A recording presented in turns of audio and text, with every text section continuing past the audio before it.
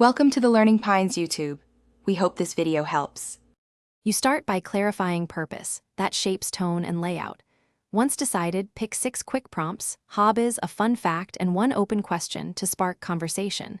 Then make a first draft on your chosen format, whether a 3x5 index, business card size, or a digital image. As you draft, focus on clarity, name, 1 line about you, and the question. This immediate draft gets you moving. Don't polish yet. Save time by using templates and simple fonts to test readability quickly.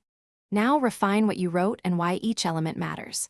Make text legible, 10 to 12 points for print or 14 to 18 pixels for screen, and use high contrast so the card reads at a glance. Once done, limit colors to 1 or 2 and add a friendly photo or icon to build approachability. Make space for 2 contact options, a handle plus a QR code or email. This layered approach balances personality and utility, so people can respond easily and recall you later. Finish by producing a proof and testing it in the wild. Print a single sheet or send a digital sample to a friend for feedback.